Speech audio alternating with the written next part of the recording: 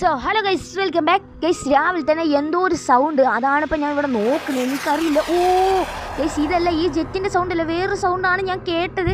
ഓ ദേ ഇതന്നെയാണ് ഗൈസ്, ഈ സൗണ്ടാണ് ഞാൻ കേട്ടത് ഗൈസ്. കാര്യമായിട്ട് അവിടെ എന്തോ പറ്റിയിട്ടുണ്ട്. ഇതേ അവിടെ എന്തൊക്കെയോ ബ്ലാസ്റ്റ് ഒക്കെ നടക്കുന്നുണ്ട്. പക്ഷേ ഗൈസ് എന്തോ സ്പെല്ലിംഗ് മിസ്റ്റേക്ക് അതിൽ കാണുന്നുണ്ട്.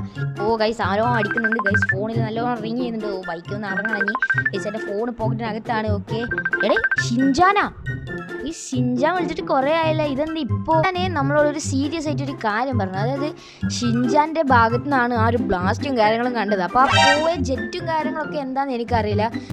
ഞാൻ എൻ്റെ ബൈനോക്കുലർ എടുത്തിട്ട് വെറുതെ നോക്കുമ്പോൾ അതാണ്ട് ഷിൻജാൻ ആ പ്ലെയിനിൻ്റെ മുകളിൽ, പ്ലെയിനല്ല ആ ഹോട്ട് എയർ ബലൂണിൻ്റെ മുകളിലാണ് ഈ ഷിൻജാൻ ഇരിക്കുന്നത്. ദേ നിൽക്കുന്ന ഗൈസ്, നിങ്ങൾ അവനെ കണ്ടോ? അയ്യോ, നീ എന്താണ് ഇവിടെ വന്ന് നിൽക്കുന്നത്? ഓ ഫ്രാങ്ക്ലി ഭായി, അതൊന്നുമില്ല. എന്തായാലും എൻ്റെ വീടെല്ലാം പോയതല്ലേ, എന്നാ ചുമ്മാ കറങ്ങാനൊക്കെ വിചാരിച്ച.